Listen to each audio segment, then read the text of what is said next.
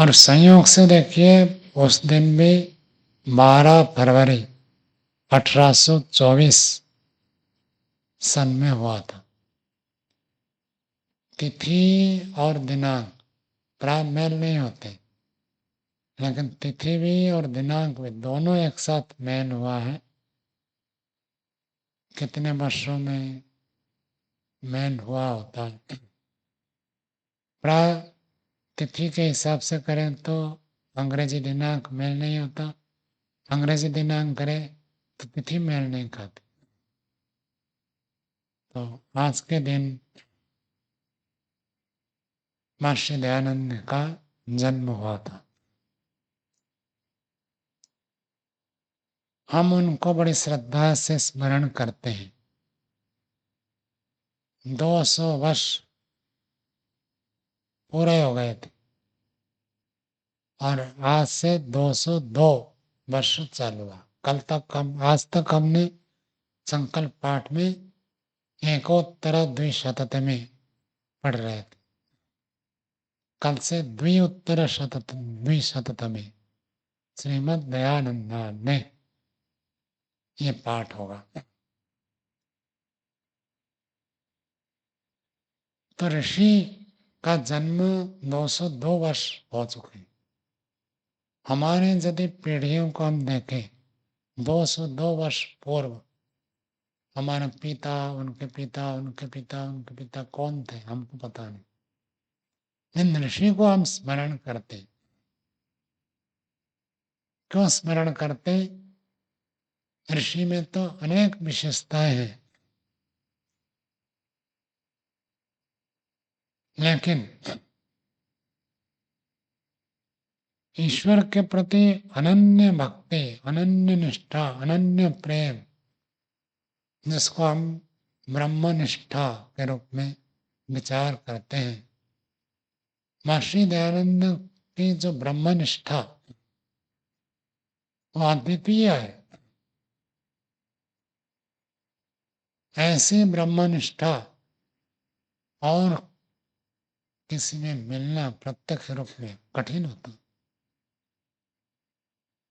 और जैसे वो वाणी में बोलते थे वैसे उनका जीवन था। आज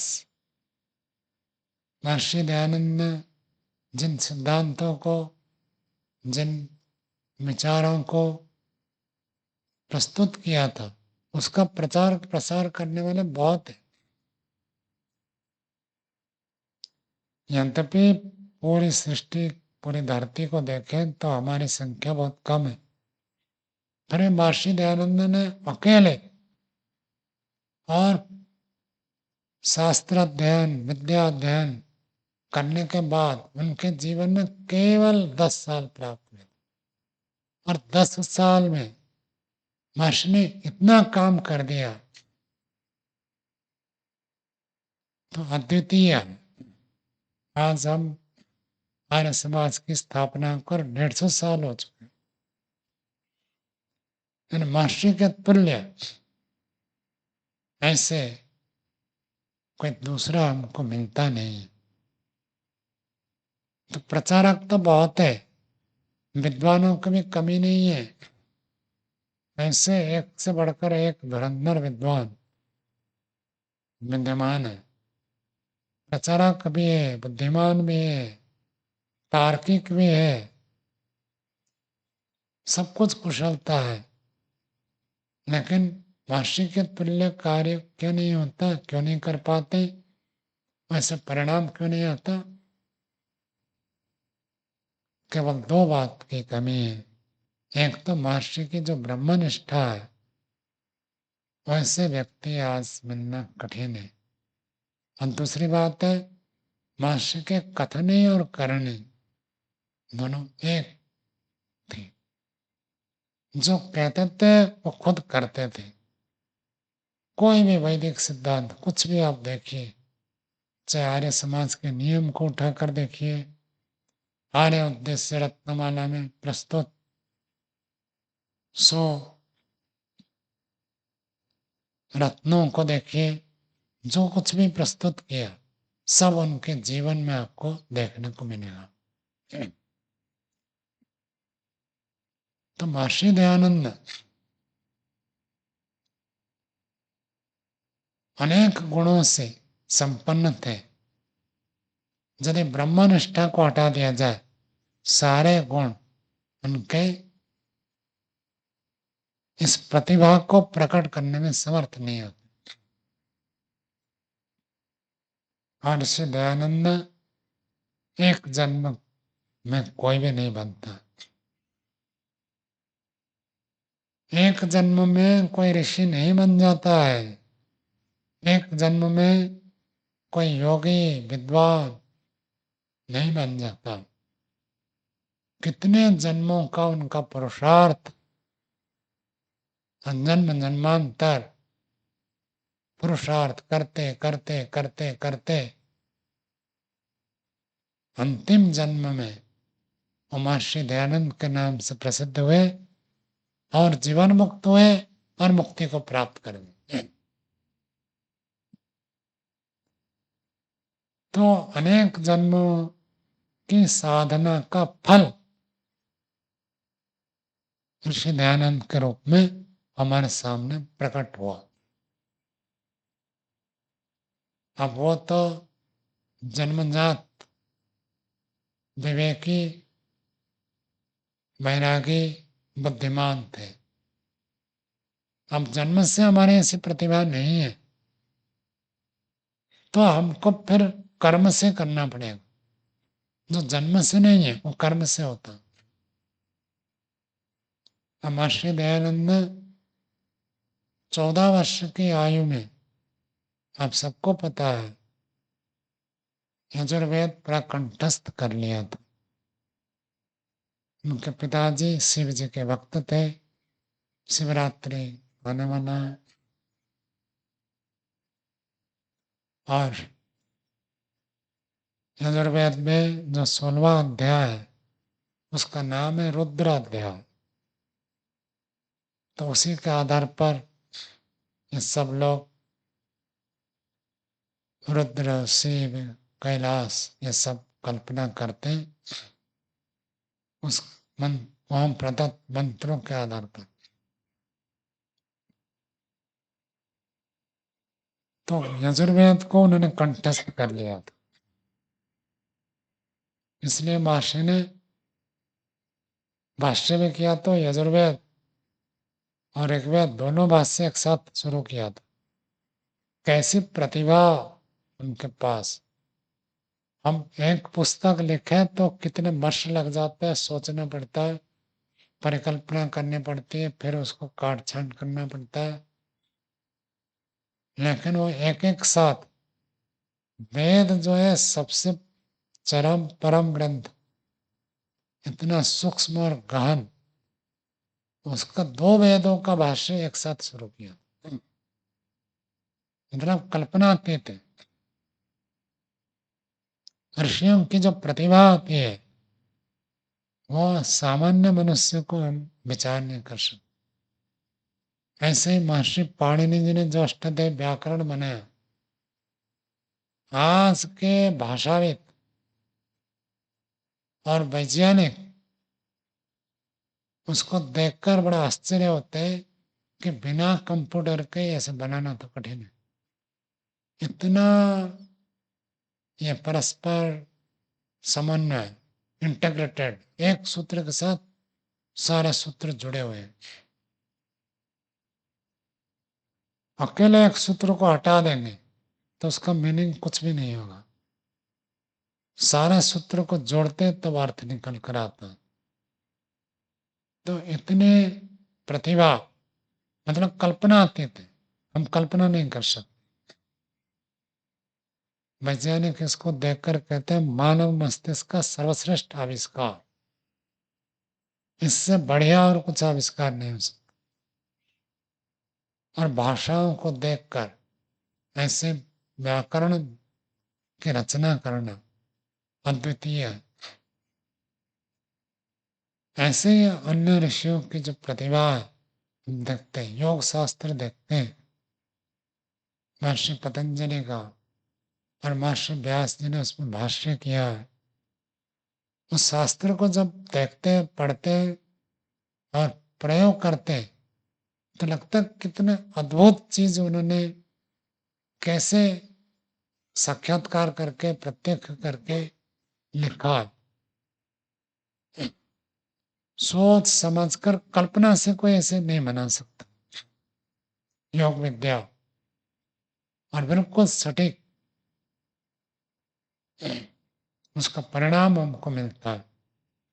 तो ऋषियों की प्रतिभा को देखते हैं तो अद्वितीय प्रतिभा होती है। महर्षि दयानंद के जीवन में हम यदि देखेंगे दो बातें हैं। एक तो ईश्वर के प्रति निष्ठा, भक्ति, प्रेम, ये अप्रतिम, उसका कोई कल्पना नहीं कर सकता। वो कहा करते थे मेरे उंगलियों को बत्ती बनाकर जला भी दे तो भी मैं सत्य ही बोलूंगा, जो वेद में कहा वही बोलूंगा, जो ईश्वर कहा वही कहूंगा।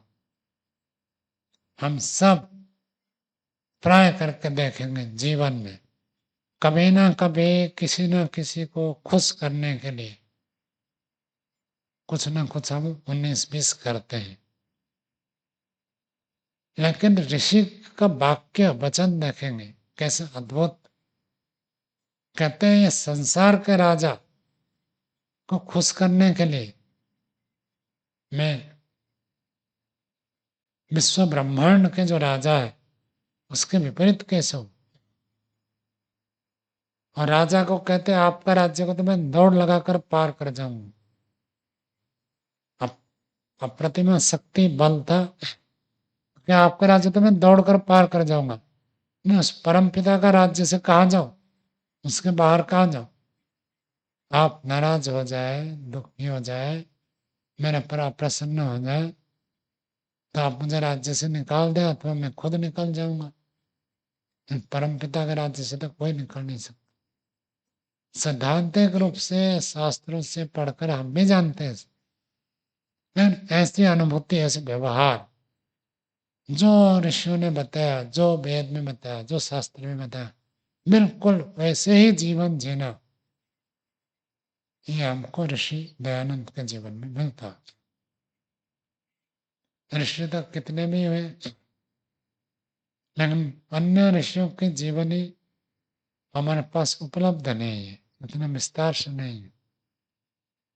अभी यहाँ पर पुस्तक मेला लगी है, वहाँ एक व्यक्ति ने बुलाया और कहा सब ऋषियों का हमने इतिहास लिखे है, किसी का संग्रह किए होंगे। अब उसको कितना प्रमाणिक अप्रमाणिक, मतलब फिर भी वो भी बहुत संक्षेप में। आचार्य जितने विद्वान आचार्य हुए प्राचीन परंपरा में, उन सब का इतिहास, उनकी जीवनी सब एक पुस्तक दिखा रहे थे और सब संकलन किया गया है। फिर भी स्वामी दयानंद निकट अतीत के हैं, 200 साल पुराने। और फिर महर्षि दयानंद के जीवनी लिखने के लिए कितने लोगों ने पूरा अपने जीवन उपयोग किया। एक एक जगह जहाँ जहाँ ऋषि दयानंद गए, ऋषि के जन्म स्थान कहाँ से कहाँ गए, वहाँ के लोगों को पूछना करना, सब करके उनके इतिहास को संग्रह करके लिपिबद्ध किया। और वो ऋषि दयानंद के निर्वाण के बाद सब किया। ऋषि दयानंद जब थे, उनका संक्षेप में एक बार उन्होंने पुनः प्रवचन में बहुत सारे लोगों ने आग्रह किया कि आपके जीवन के बारे में बताए, तो एक दिन 15 प्रवचन है, उनमें से एक दिन अपने जीवन के बारे में बताए, बड़े संक्षेप में। और एक पत्रिका में वो प्रकाशित होता था, तो नियमित रूप से स्वयं अपने जीवन के कुछ कुछ भाग एक एक अंक में उसका प्रकाशित किया था। बस बहुत संक्षेप में मिलता है, बाकी सब तो अन्य ने संग्रह किया। देवेंद्रनाथ मुखोपाध्याय जो पहले आर्य समाज के नहीं थे, लेकिन ऋषि के जीवन से इतना प्रभावित थे, उनके जीवनी को संग्रह करने के लिए अपना जीवन लगाया। और पंडित लेखराम जी, उन्होंने भी संग्रह किया। फिर उन लोगों ने संकलन तो किया था, संग्रह किया था, फिर उसको संपादन दूसरों ने किया है। अभी कुछ जीवन मिल जाता है, फिर भी कुछ बातें पूरा पूरा नहीं है, कुछ मिलता है, कुछ नहीं मिलता है, कुछ अतिशयोक्ति भी होती है, फिर भी जीवनी लगभग प्राय हमको मिल जाता है। उनका चरित्र हमको ठीक से प्राप्त हो जाता है। तो ऐसे ऋषि तो एक तो ईश्वर के प्रति प्रीति, ब्रह्मनिष्ठा जिसको हम कहते हैं, वो अनुपम। दूसरी बात है विद्या। प्राय करके देखेंगे जो लोग अधिक साधना में रुचि लेते हैं, ध्यान, उपासना, समाधि में रुचि लेते हैं, वो शास्त्र के प्रति अछूत रह जाते हैं, विशेष शास्त्र में रुचि नहीं लेते। भाष्य की भी विशेषता है, जहां वो साधना, योगाभ्यास, समाधि को प्राधान्य देते थे, वह शास्त्र को भी उतना ही प्राधान्य देते थे। और सबसे बड़ी बात है, उनको ऐसे आदर्श गुरु मिले जिसके बाद उनको एक दिव्य दृष्टि मिली, एक चाबी मिल गई। स्वामी बिरजानंद जी ने कहा, देखो ईश्वर हो, ब्रह्म हो, परमात्मा जिसको कहते हैं, वो कभी पाप आचरण नहीं कर सकता। जहां ईश्वर की निंदा है, अवतार ले लेता है, अवतार लेकर गलत सलत करता है, ऐसे ऐसे जहां वर्णन है, वो समझना वो अनार्ष ग्रंथ है। हर्ष अनार्ष की एक चाबी दे दी। ब्रह्म में, परमात्मा में जहां में कुछ भी दोष बताया गया, इसका मतलब वो अनार्ष, वो नित्य शुद्ध बुद्ध है, अद्वितीय है। तो जहां ईश्वर का शुद्ध स्वरूप का वर्णन है, वो हर्ष ग्रंथ है। और दूसरा जिसमें अन्य प्रकार का वर्णन है, वो अनार्ष ग्रंथ है। अब उसके आधार पर वह सोचने लगे। दूसरी बात, बड़ी जो बात बताई थी स्वामी विरजानंद ने, तो वेद स्वतः प्रमाण है, बाकी सब परतः प्रमाण है। वेद के विपरीत कुछ भी हो तो कुछ भी मान्य नहीं है। तो महर्षि दयानंद का जीवन ही वेद, वैदिक रहा, वेदमय रहा। और उन्होंने स्लोगान में दिया, वेद को, वेद की ओर चलो, गो बैक टू वेदास। तो संसार में जो आधुनिकता का प्रवाह चल रहा था, धूम मचा हुआ था, जो व्यक्ति जितना आधुनिक है वो उतना सभ्य है, और जो जितना प्राचीन है वो उतना असभ्य है।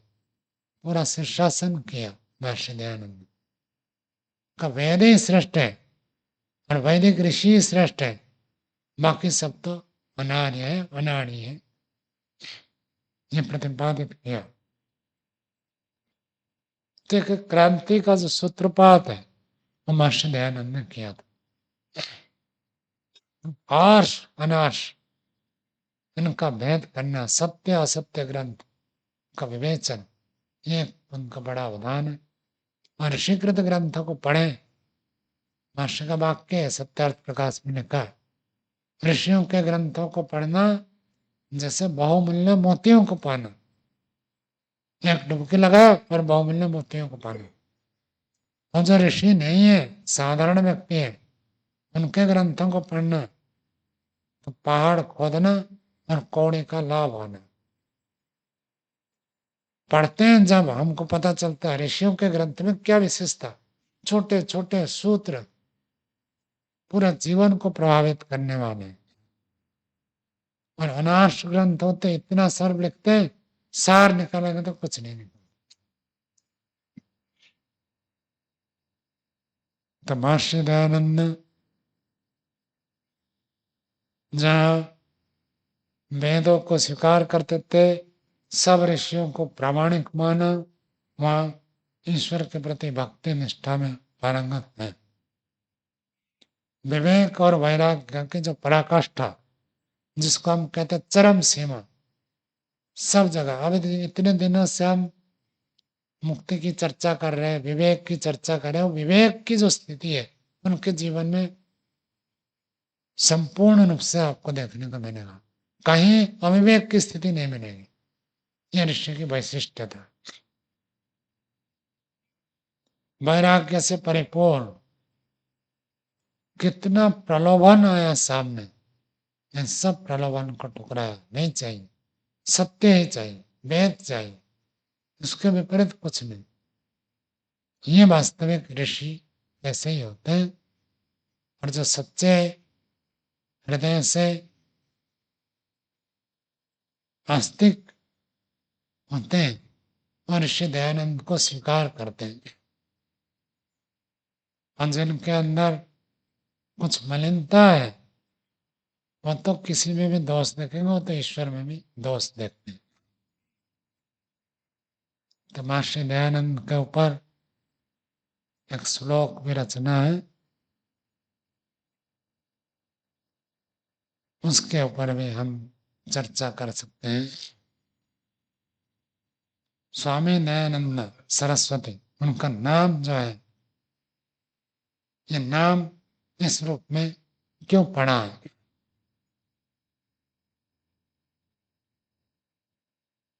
तो स्वामी, स्वामी का अर्थ होता है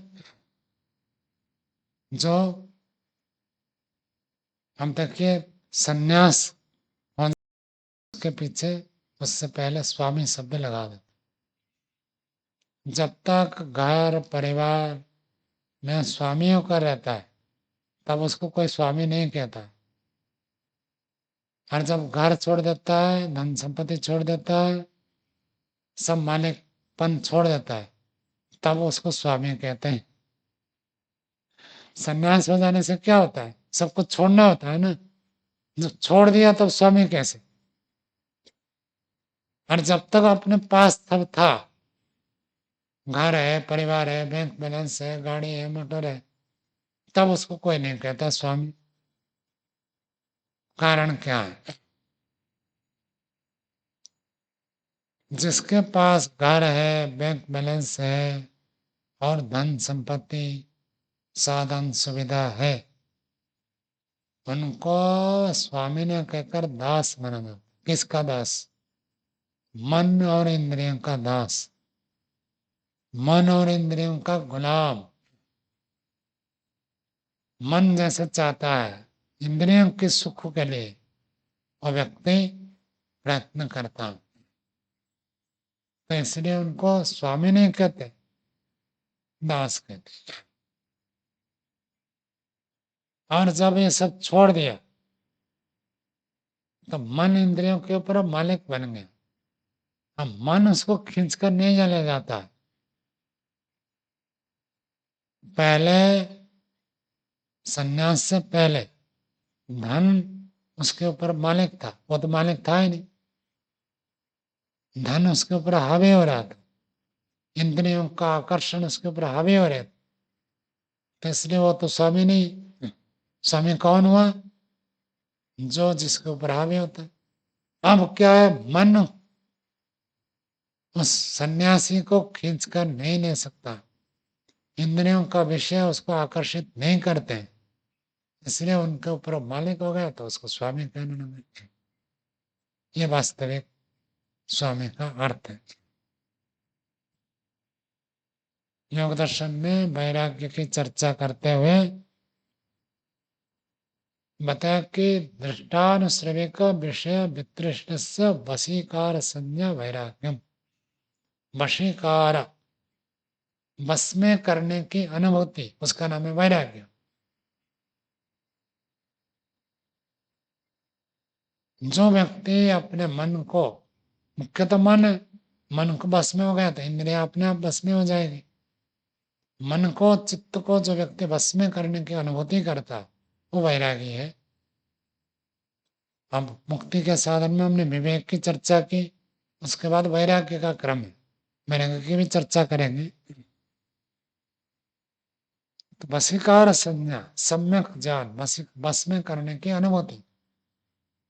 मेरा मन मेरे अधीन है तो उसका नाम वैराग्य है। और मेरा मन मेरे मन अधीन में नहीं है तो वैराग्य नहीं है। क्या है वैराग्य का विपरीत? राग है। जिस वस्तु में राग हो मन उधर खींचा जाता है। हम बैठे ईश्वर की उपासना के लिए, ध्यान के लिए, मन बाजार घूम रहा, बॉडी प्रेजेंट, माइंड absent। शरीर तो यहाँ उपस्थित है, मन कहीं और चल रहा, तो इसी को राग कहते हैं।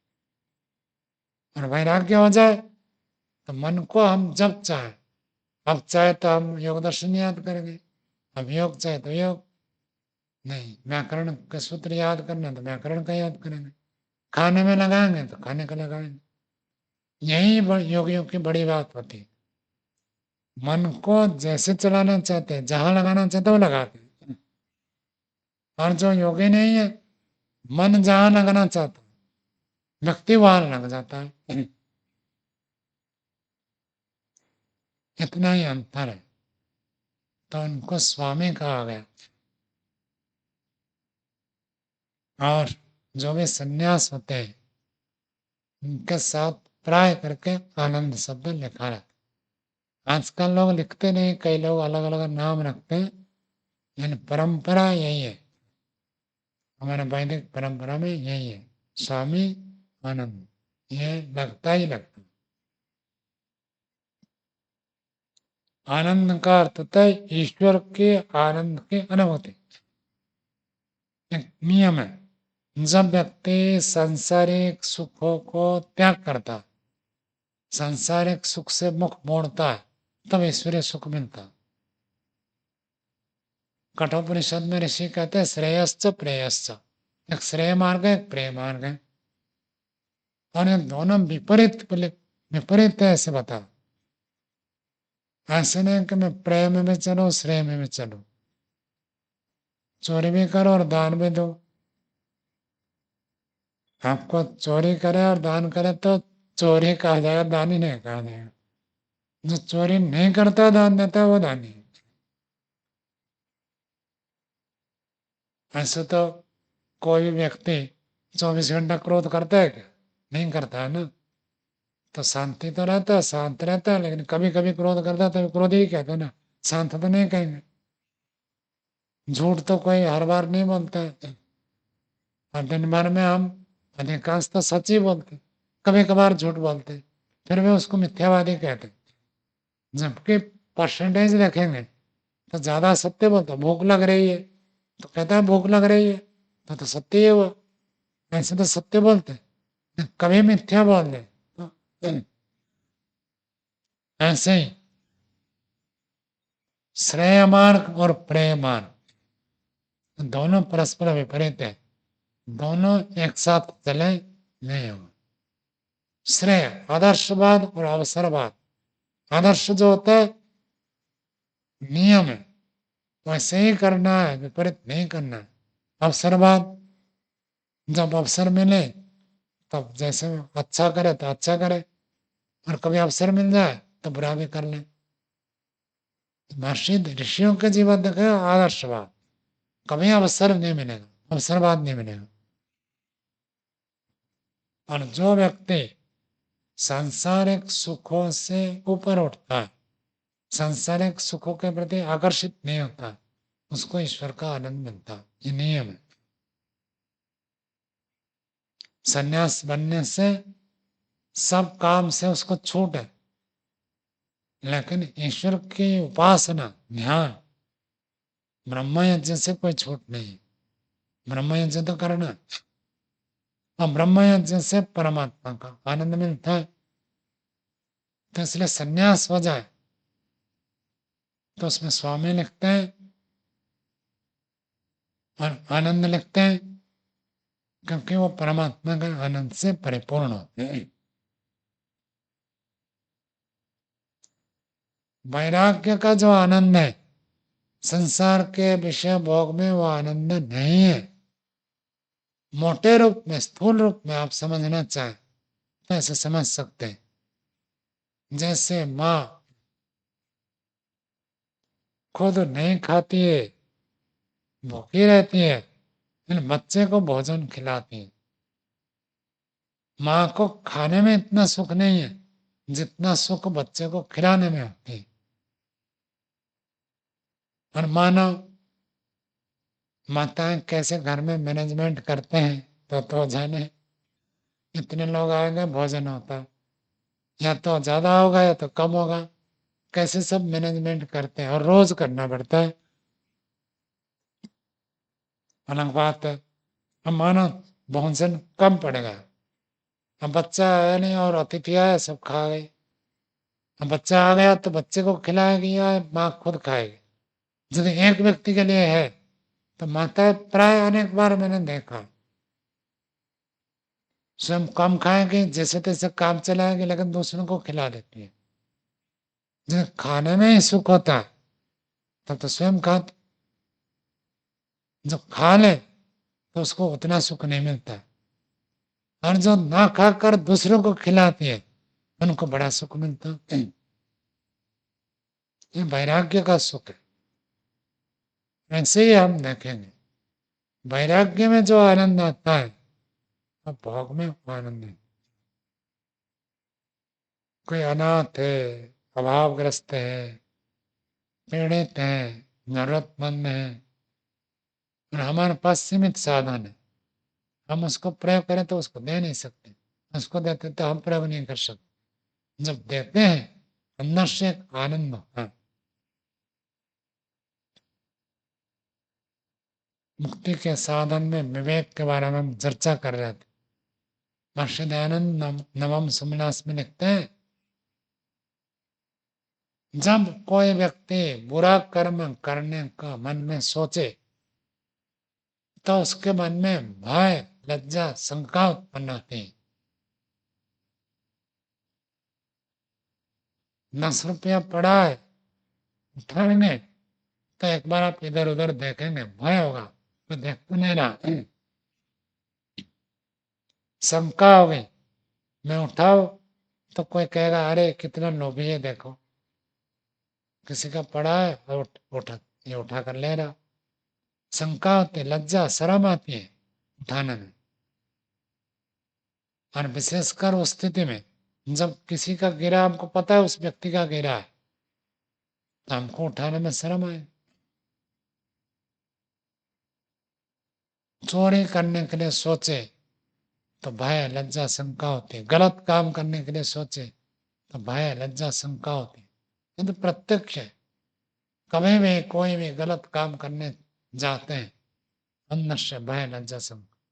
छोटे बच्चे होते हैं, उनको माता पिता बाजार से खरीद कर लाकर बढ़िया बढ़िया फल मिठाई खिलाए, उनको उतना मजा नहीं आता। रास्ते में कोई पेड़ हो, किसी के घर में कोई पेड़ हो और उसमें फल लगा है, तो पत्थर मार के तोड़ने में बड़ा मजा आता है। जब वो तोड़ने जाते हैं तो एक बार तो भय, शंका, लज्जा उत्पन्न होती है, कोई देखता नहीं है, घर का मालिक तो है नहीं।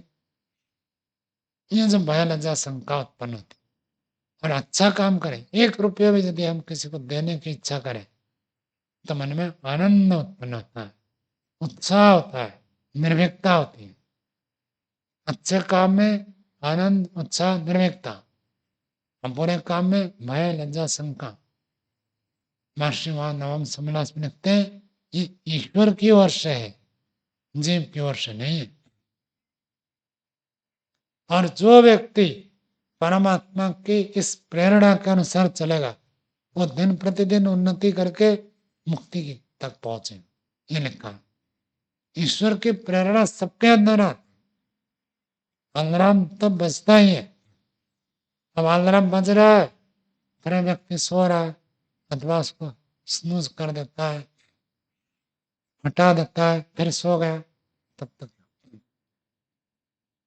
परमात्मा सबके अंदर अलार्म बजाता है, हम उसको इग्नोर कर देते हैं, अवहेलना कर देते हैं, छोड़ देते हैं, उपेक्षा कर देते हैं, फिर गलत करते हैं।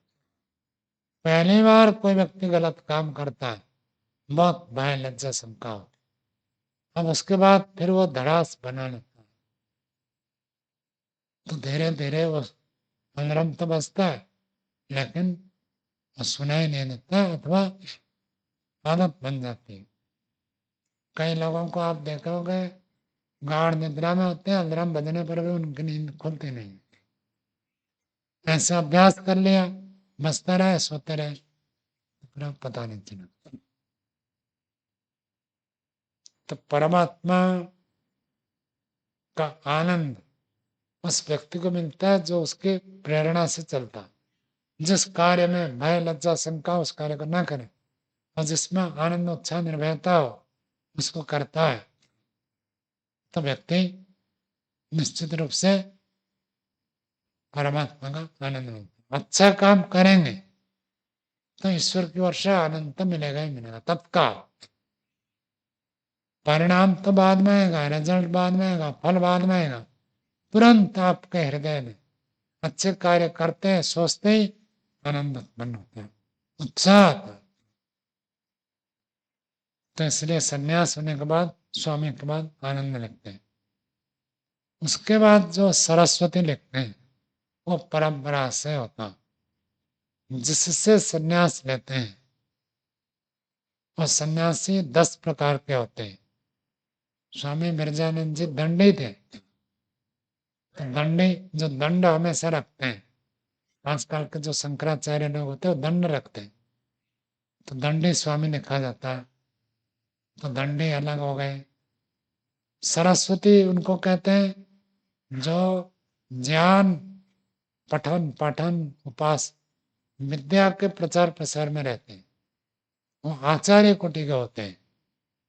तो आचार्य और सन्यासी जो होते हैं वो पठन पाठन में रहेंगे, विद्या के प्रचार में रहेंगे, तो उनको सरस्वती लिखा जाता है। कुछ होते हैं गिरी, ऐसे दंड की उपासना करते मतलब बल्क। आप लोगों ने सुना होगा एक स्वामी अवधेशानंद जी गिरी है, नाम सुना होगा। वो कहते हैं मैंने लाख लोगों को संन्यास दिया है, 1 लाख से अधिक लोगों को संन्यास दिया।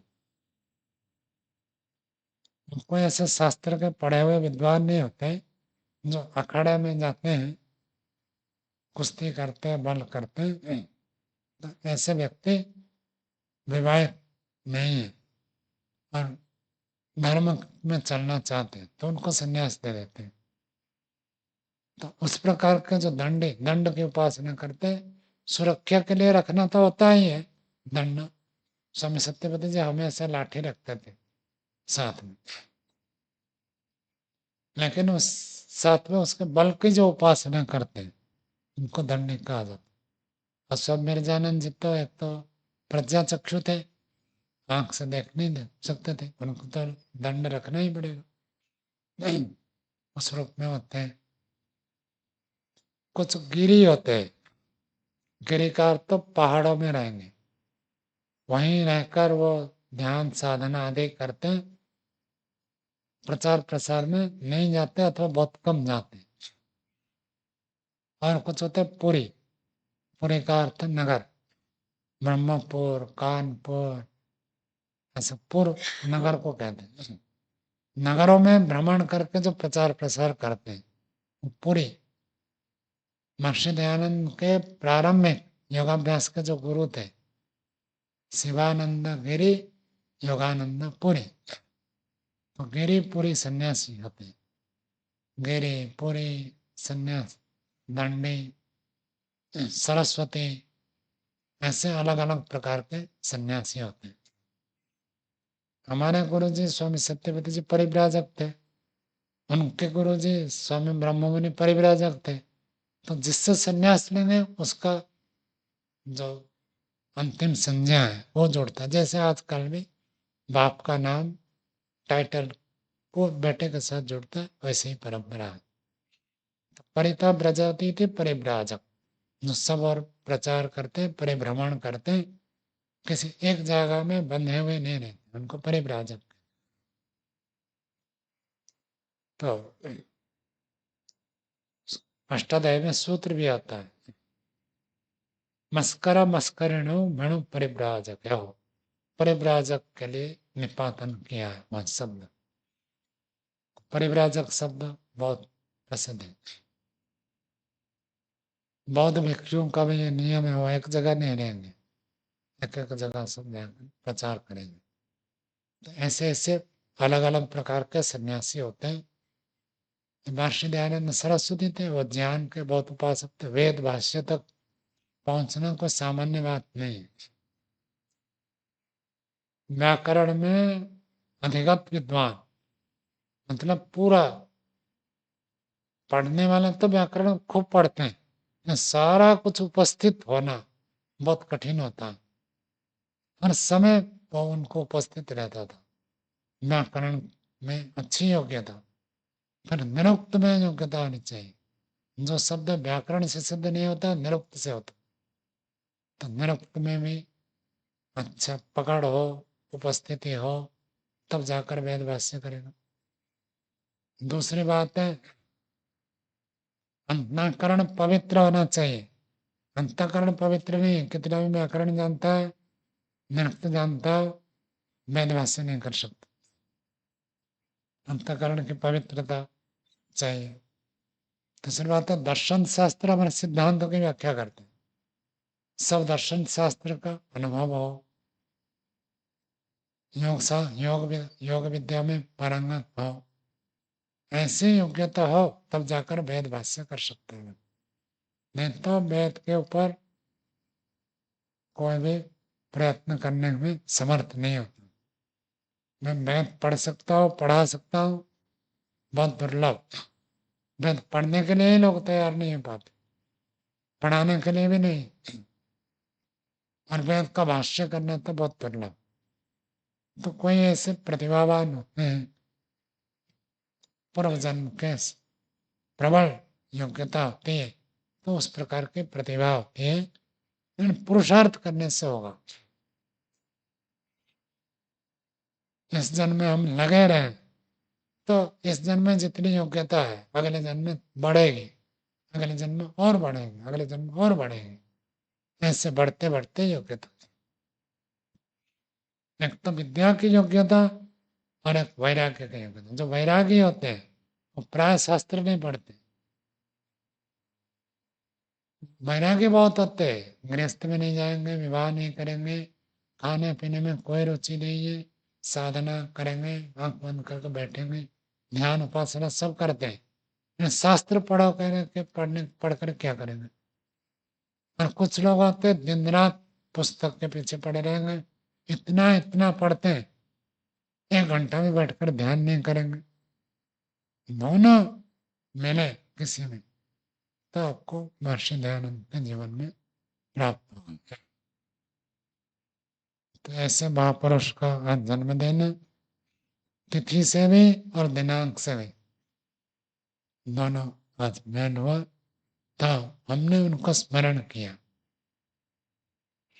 नियम होता है, जब भी किसी महापुरुष को स्मरण करते हैं, उनके जीवन में कौन सा गुण हमको अच्छा लगता है, उस गुण को हम धारण करते और उस गुण को हमारे अंदर बढ़ाने, विकसित करने के लिए प्रयत्न करना चाहिए।